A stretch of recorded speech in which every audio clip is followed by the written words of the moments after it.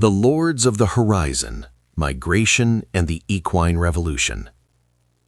The story of the Comanche and the Kiowa is not merely a history of tribes, it is an epic of transformation, an odyssey of two nations who traveled 1,000 miles to find their destiny on the blood-soaked grasses of the southern plains.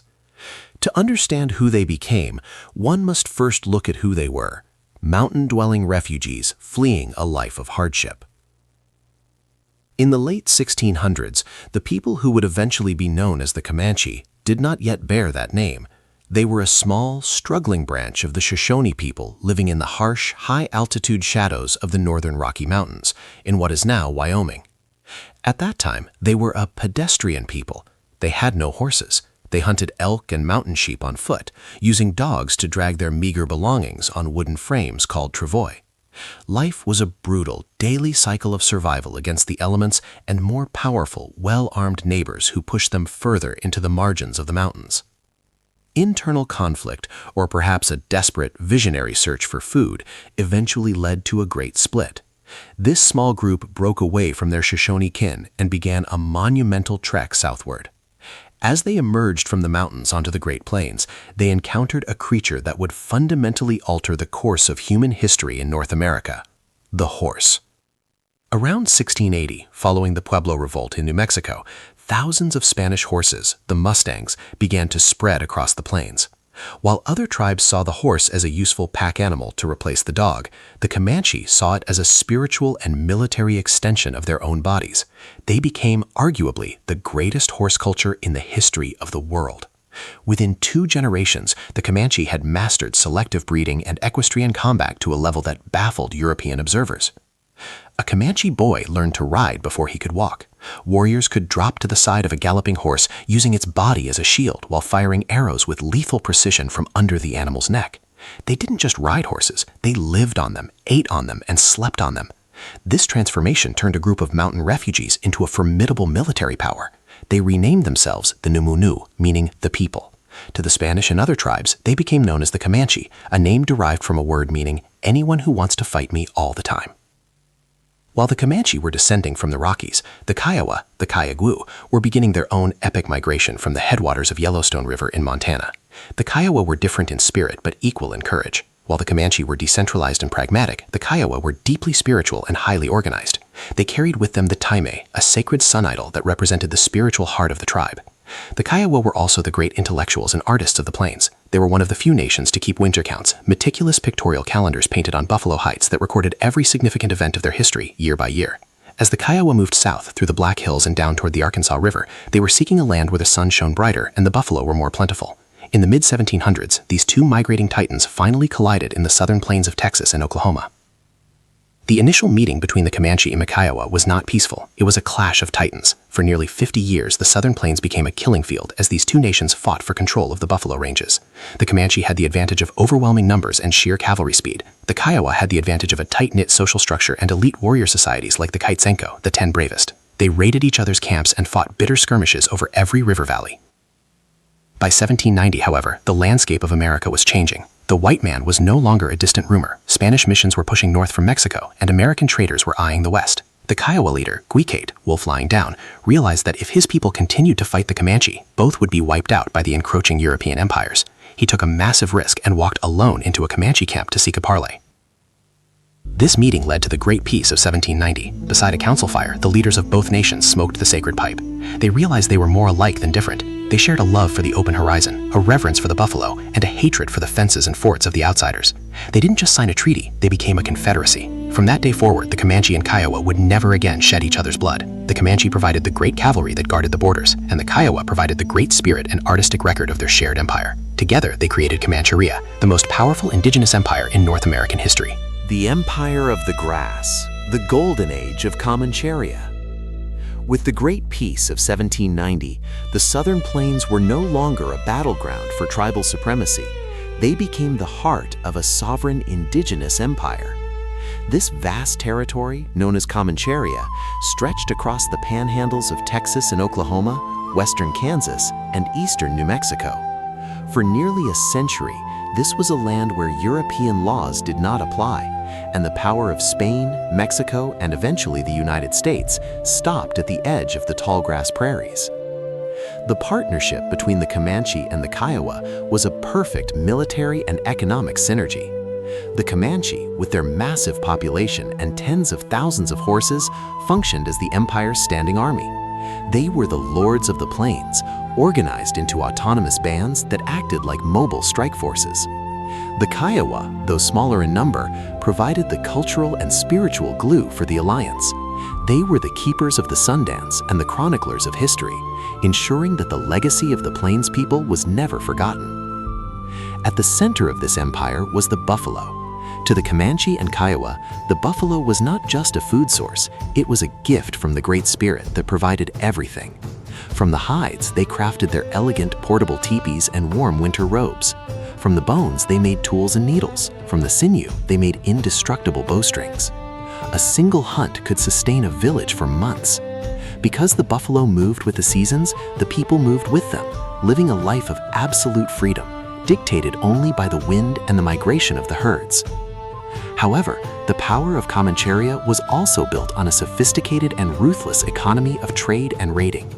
The Comanche mastered the Comanche moon, the late summer and autumn months when the moon stayed bright enough for long-distance travel.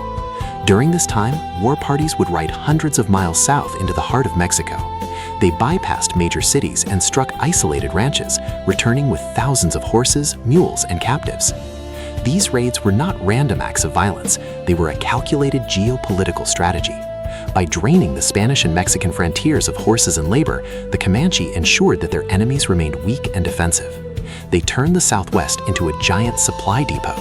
They would steal horses from Mexico and trade them to American settlers and French merchants in the East for rifles, ammunition, and metal goods. This made the Comanche the most influential middlemen in North American commerce. During this golden age, the Kiowa reached the zenith of their artistic expression. While the warriors were away, the elders and artists worked on ledger art and calendar hides. They recorded the Year of the Stars, the 1833 meteor shower, and the Year of the Great Sundance. Their camps were centers of storytelling and oratory, where leaders like Dohasan, Little Mountain, ruled with wisdom and consensus, maintaining the peace for over 40 years. The settlers moving west viewed Comancheria with a mixture of awe and terror. To the Americans, the Great American Desert was a wasteland, but to the Comanche and Kiowa, it was a paradise of abundance. For decades, the Texas Rangers and the U.S. Army tried to penetrate the heart of the plains, but they were consistently outmaneuvered. The warriors knew every hidden spring, every canyon, like the majestic Palo Duro, and every secret trail. In an era where the U.S. Army relied on heavy supply wagons, the Comanche and Kiowa could travel 60 miles a day, living off the land and striking with the speed of a rattlesnake. By the 1840s, Comancheria was at its peak. The alliance was unbreakable, the horse herds were vast, and the buffalo seemed infinite. But as the first wagon trains of the Oregon Trail began to cut through the northern edges of their land, and as a new disease called cholera began to whisper through the villages, the lords of the plains did not yet realize that the world outside their borders was mobilizing for a total war, a war that would target not their warriors, but the very earth beneath their feet. The gathering storm, the clash of two worlds. By the mid-19th century, the golden sun of Comancheria began to be obscured by the smoke of 1,000 frontier fires. The era of undisputed dominance was facing a new and unrelenting force, the American westward expansion. This was no longer just a struggle over stolen horses or territorial boundaries. It was a total collision of two incompatible civilizations. One believed the land was a living spirit to be followed. The other believed the land was a commodity to be fenced, plowed, and owned. The first major crack in the armor of the plains appeared not in battle, but in the blood. In 1849, the California Gold Rush sent a wave of 49ers across the edges of the southern plains. They brought with them invisible killers, cholera and smallpox. For the Kiowa and Comanche, who had no natural immunity, the effect was apocalyptic. The Kiowa calendars recorded this as the Year of the Cramps. Entire villages were wiped out in weeks. The social fabric of the tribes began to fray as healers and elders, the keepers of oral history, died before they could pass on their knowledge. As the tribes weakened from disease, a new military force emerged in the South, the Texas Rangers. Unlike the regular U.S. Army, which was slow and moved in heavy columns, the Rangers learned to fight like the Comanche. They adopted the revolving pistol, the Colt Patterson, and later the Walker Colt, which allowed a single man to fire 6 shots in rapid succession. For the first time, the Comanche's advantage of fire speed, firing multiple arrows while a soldier reloaded a musket, was neutralized. The conflict intensified in the 1850s. The U.S. government began establishing a string of forts across the frontier, such as Fort Belknap and Fort Phantom Hill. These weren't just military outposts, they were anchors for a line of civilization that pushed deeper into the buffalo ranges. The Comanche responded with a desperate scorched earth campaign. Under the leadership of chiefs like Pact.Before, they launched devastating raids to push the line back. It was during one of these raids that the story of Cynthia Ann Parker became legendary. A young white girl captured by the Comanche, she would eventually marry Pact.Before and give birth to the last great chief, Quanah Parker. The Kiowa, meanwhile, found themselves in a diplomatic vice. Their great leader Dohasan tried to maintain the peace through the Treaty of Little Arkansas, but the tide of settlers was unstoppable. The Kiowa warriors, led by the fiery Satanta, White Bear, and the spiritual Sitting Bear, Satunk, grew tired of empty promises. Satanta, a master of oratory, famously told American commissioners, "I love to roam over the prairies. There I feel free and happy, but when we settle down, we grow pale and die." The tension reached a breaking point in the late 1860s.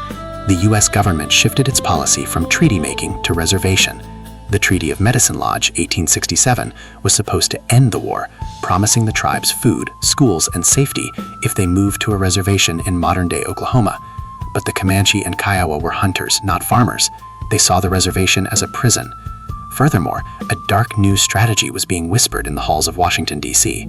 General Philip Sheridan and other military leaders realized that they didn't need to defeat the warriors in open battle to win. They only needed to kill the buffalo.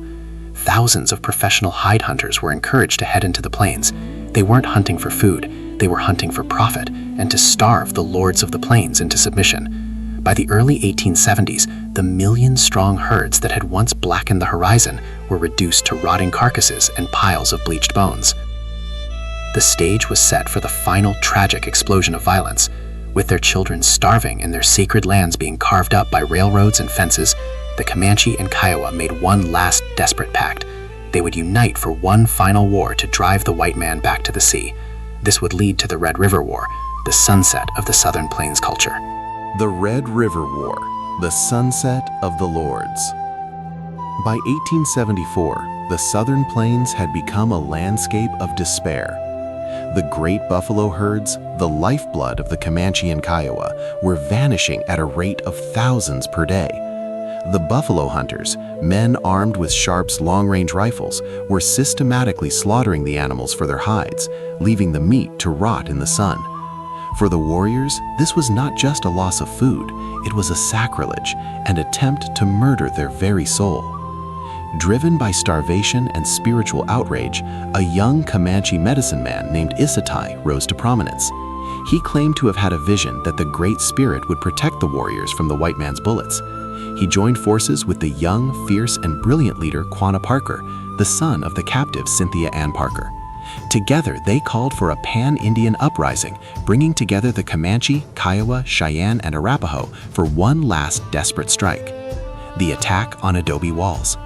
The spark that lit the fuse was the Second Battle of Adobe Walls in June 1874. Quanah Parker led a force of nearly 700 warriors against a small outpost of 28 buffalo hunters in the Texas Panhandle.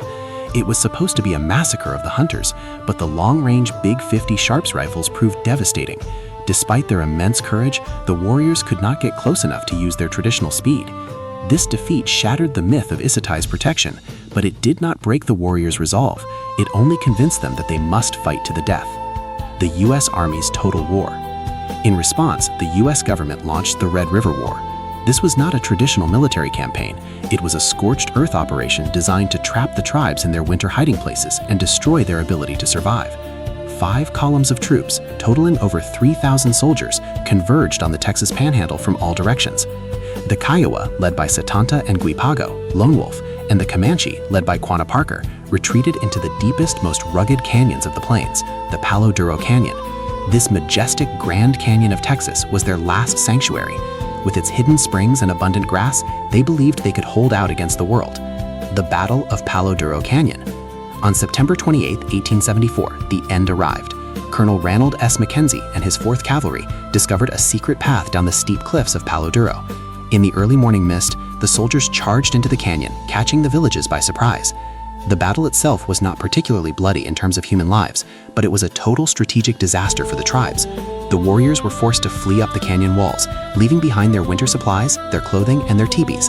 Most importantly, Mackenzie captured the tribe's massive horse herd, over 1,400 horses.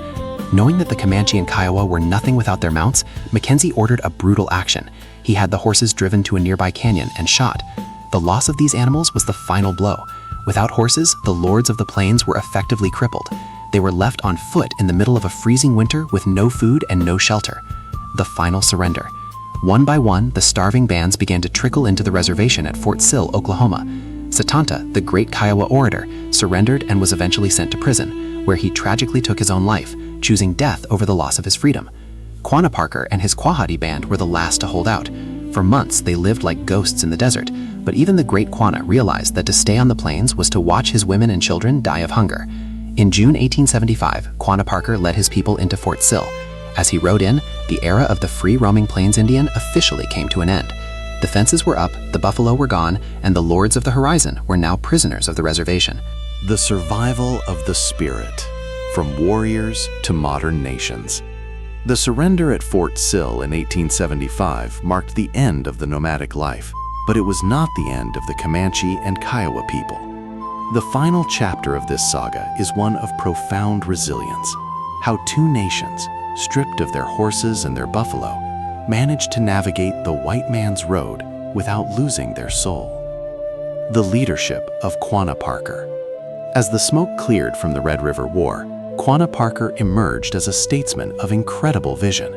He realized the only way for his people to survive was to adapt. He became the chief of the Comanche, serving as a bridge between the old world and the new. He negotiated grazing leases with Texas cattlemen, ensuring a steady income for the tribe, and successfully lobbied for the rights of his people in Washington, D.C. Quanah also helped establish the Native American Church, incorporating the use of peyote into a spiritual framework that helped heal the trauma of the reservation. He lived in a sprawling 2-story home known as the Star House, where he famously hosted U.S. President Teddy Roosevelt. While he wore suits and spoke English, he never cut his long braids or abandoned his Comanche identity, proving that a man could be modern and still be a warrior of his people. The Kiowa and the birth of modern native art. While the Comanche focused on political and economic survival, the Kiowa became the leaders of a cultural and artistic renaissance. In the early 20th century, a group of young Kiowa artists, known as the Kiowa Sets, began to translate their traditional ledger art and buffalo hide paintings into modern fine art. Their vibrant, flat-style paintings of dances and ceremonies captured the world's imagination, proving that the Kiowa spirit was as powerful on canvas as it had been on the battlefield. The Kiowa also preserved the gourd dance, Tipaega. Though once a secret society for warriors, it evolved into a pan-Indian ceremony that honors veterans. Today, every year in Carnegie, Oklahoma, the Kiowa gather to perform this dance, the rhythmic sound of their rattles echoing the ancient connection to the wolf and the land. The Comanche Code Talkers. The warrior spirit of the Confederacy found a new outlet during the World Wars. During World War II, 17 Comanche men were recruited by the U.S. Army to serve as code talkers. They developed a secret code based on the Comanche language that the German military could never crack. On D-Day, they landed at Utah Beach and transmitted vital messages under heavy fire. The very language that the U.S. government had once tried to erase in reservation schools became the weapon that helped save the world from tyranny. The legacy today. Today, the Comanche Nation and the Kiowa tribe are vibrant, sovereign governments based in southwest Oklahoma. They operate schools, hospitals, and businesses, but their true wealth lies in their heritage.